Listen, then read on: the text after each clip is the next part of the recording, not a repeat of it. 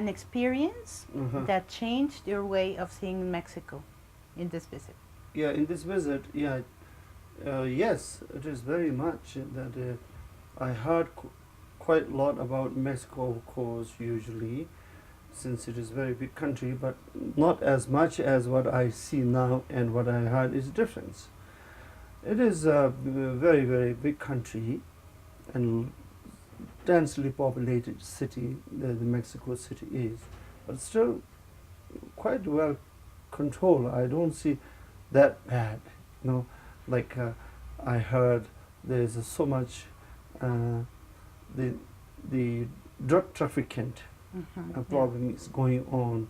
When we were in the far away from here, we usually hear like every day you have fighting. Well, it's not that, you know. Very nice. How do you choose your battles in life? Well, you mean battle means Battles like challenge. challenges or things to work on.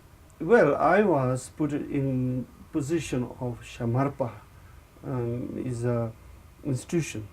In Tibet history, this is a second earliest reincarnation Lama of Tibet. Shamarpa means red hat Lama, you know, red hat holder, like that. So I'm in this position, in this line. But I was put into this line before I decide what I want to be, because kids' time, parents handed over to the monastery. The You moment were monastery 3 years old, right? Yeah, handed over to the monastery when I was 3 years old. I was recognized as this Lama, the reincarnation of Shamarpa.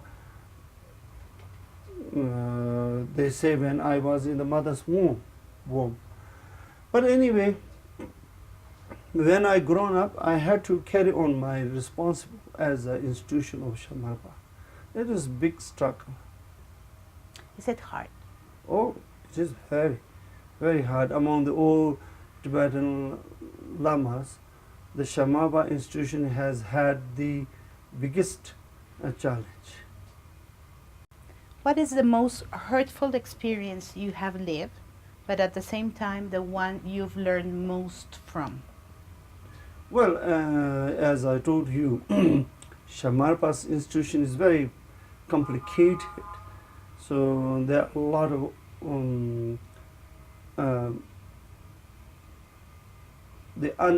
unwillingly, well, you know, I had to challenge many things without my own the interest, you know, without intention. I had to, you know, kind of ambush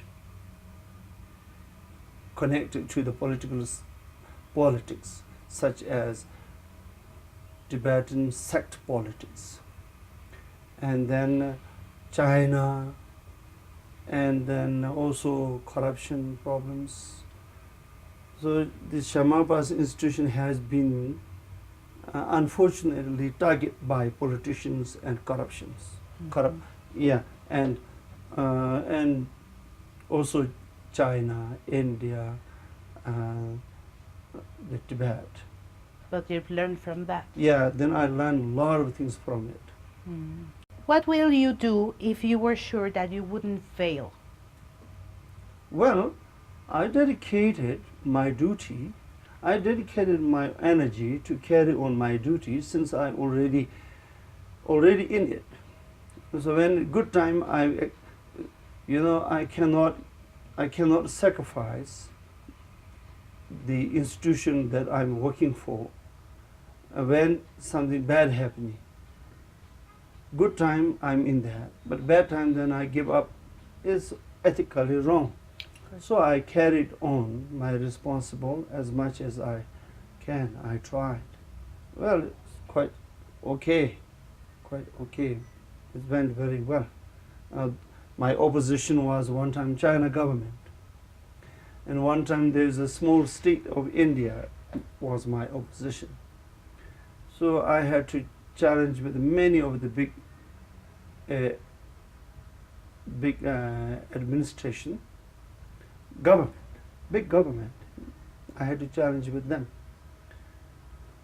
because for the interest of politicians, of also interest of the China, they wanted to ruin the school of Kajuba. Then I was the only one who could protect this school where I'm already in, and then I did my best to protect it reasonably okay. If you could only solve one problem, what problem would that be and why would you choose it?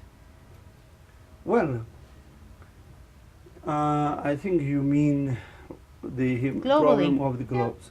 Well, from these problems, what I learned is, for example, India is a biggest democratic country in the world. Their democratic institution is introduced by British. Yeah? India is a country where you have a lot of cultures and also language, and religions, and philosophy. So India is a very old country, and you have all kinds of scholars you have had in the past. They write all kinds of books they have written, the scholars in India. Very good on writing and talking, you know, and especially for debate. British law has been introduced to India. Okay, good people protect the law, follow law and protect the law, and they dedicate a lot for good shape to make the good shape of the country. But the selfish politicians, they manipulate the British law, and they manipulate it all the time. British law is not, I will say British law is unsmart law. A country like India, it couldn't implement properly. And I did not, actually, I'm not in the position of the government or politics, anything, so I don't have to know so much about the law because I'm not. Of course, you're not a in professor, a doctor. Not in that field. But I received, my school received a lot of problems by these politicians, from the politicians misusing the law of democracy in India.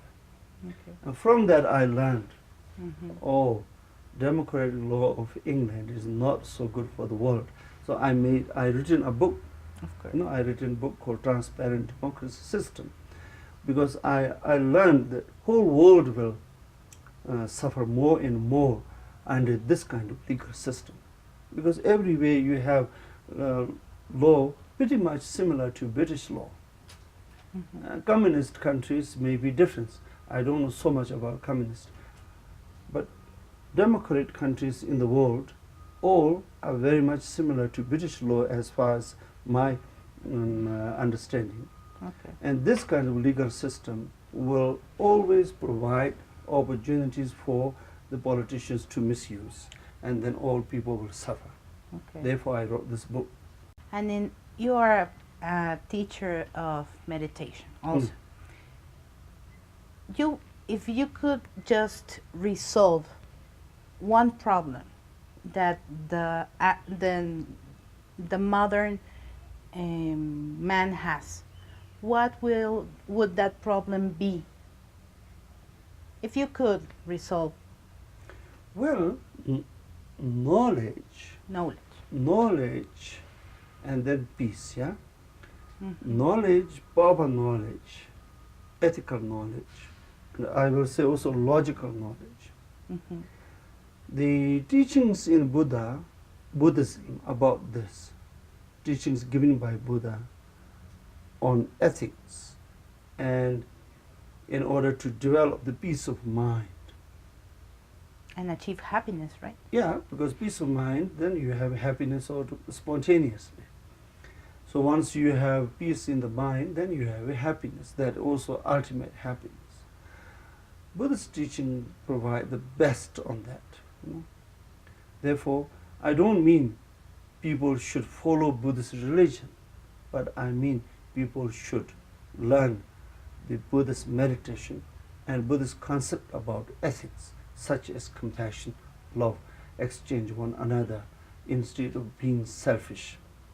So good ethics given by teaching on good ethics given by Buddha is very applicable even in now modern days. More and more in the future, the value will be more